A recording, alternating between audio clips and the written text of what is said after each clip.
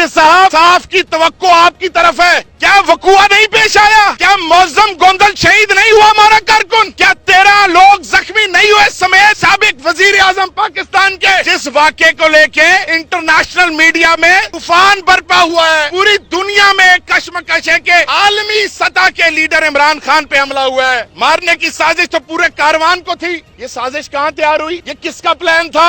और हमें खबरें आ रही थी, हमें इत्तला थी कि ये होना है। वो इत्तला कैसे थी? वो धमकियां क्यों हम तक पहुंचाई गई थी एक दिन पहले? मेरा ये सवाल है ऑन बिहाफ ऑफ 13 जख्मियों के और एक शहीद के कि मुझे बताया जाए, आपने 48 घंटे से पर्चा दर्ज नहीं किया, रजिस्टर नहीं किया FIR। मुलजिम से तफ्तीश कैसे शुरू हो गई? मुलजिम से तफ्तीश कैसे शुरू हो गई? मुलजिम से तफ्तीश और उसका बयान कैसे मंजरे आम पे आ गया? उसका बयान कैसे मंजरे आम पे आ गया? किसी एक जख्मी का बयान भी नहीं लिया गया अभी तक। कौन से मुकदमे की तफ्तीश कर रहे हैं जो रजिस्टर नहीं किया अभी तक? और ये पूछना चाहता हूं कि उस मुकदमे में, उस वकूए में झूठ क्या है? 48 घंटे हो गए हैं, 48 घंटे से ज्यादा हो गए हैं। 13 मजरूबीन, 13 लोग जो इंजर्ड हैं और एक शहीद है, उनकी FIR दर्ज कराने के लिए मैं कोशिश कर रहा हूं। इमरान खान साहब, साबिक वजीर आजम पाकिस्तान, चेयरमैन तहरीक इंसाफ पे कातलाना हमला हुआ है। 48 घंटे होने को आए हैं, 48 घंटे से ज्यादा हो गए हैं और अभी तक FIR दर्ज नहीं हुई। ये बात, ये प्रेस कॉन्फ्रेंस या ये जो मेरा मुद्दयत में आना, मैं जो प्रेस उस FIR का मुद्दई हूं, वो खान साहब के रिश्तेदार होने की हैसियत से नहीं हूं, मैं तहरीक इंसाफ के कारकुन होने की हैसियत से हूं और मैं चश्मदीद गवाह हूं उस वाकये का। मेरी आंखों के सामने यह वकूआ पेश आया, मेरी कानों ने सुना, मेरी आंखों ने देखा। मैं ये सवाल पूछना चाहता हूं IG साहब से भी और पंजाब गवर्नमेंट से भी कि तहरीक इंसाफ का हर कारकुन पूछ रहा है कि अभी तक, तहरीक इंसाफ का हर कारकुन पूछ रहा है कि अभी तक ये क्यों नहीं दर्ज हुई FIR। मैं कल थाने बैठा रहा, पूरा दिन कल बैठा रहा।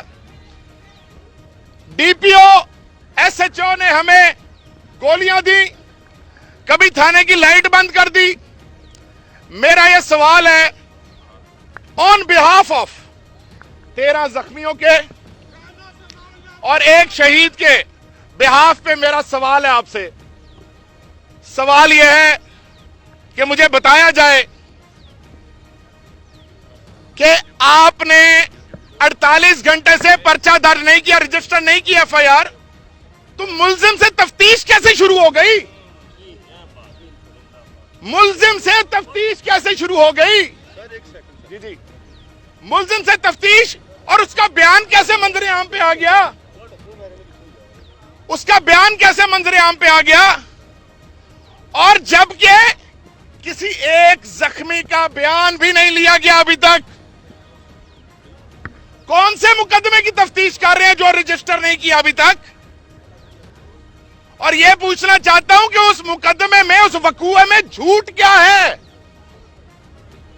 क्या वकूआ नहीं पेश आया? क्या मौजम गोंदल शहीद नहीं हुआ हमारा कारकुन? क्या 13 लोग जख्मी नहीं हुए समेत साबिक वजीर आजम पाकिस्तान के? जिस वाक़े को लेके इंटरनेशनल मीडिया में तूफान बरपा हुआ है, पूरी दुनिया में कश्मकश है कि आलमी सतह के लीडर इमरान खान पे हमला हुआ है समेत 13 और एक शहीद के मारने की साजिश तो पूरे कारवान को थी। ये साजिश कहां तैयार हुई? ये किसका प्लान था? और हमें खबरें आ रही थी, हमें इत्तला थी कि ये होना है। वो इत्तला कैसे थी? वो धमकियां क्यों हम तक पहुंचाई गई थी एक दिन पहले? क्या ये सारी चीजें, एक मिनट, क्या ये सारी चीजें आपस में मिलती नहीं? और मैं आपको 5, 6, 7 चीजें बताना चाहता हूं। जो आपको हर सवाल का जवाब दे देगी।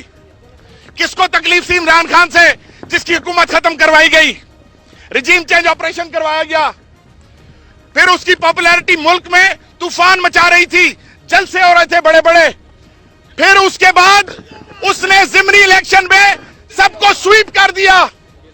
किसको तकलीफ थी उससे? फिर उसके बाद उसको एलिमिनेट करने के लिए, सियासत से खत्म करने के लिए उस पर पर्चे कराए गए बोगस, उसको कानून में फंसाने की कोशिश की, उसको जेल करवाने की कोशिश की गई। ये किसको प्रॉब्लम थी? फिर उसके बाद शहबाज गिल के साथ क्या हुआ, फिर उसके बाद आजम सवाती के साथ क्या हुआ, फिर फैसल वाडा की प्रेस कॉन्फ्रेंस टीवी पे लाइव दिखाई गई, खूनी का लफ्ज इस्तेमाल किया गया। अब मेरा आखिरी बात, क्या किसी पाकिस्तान के आईन में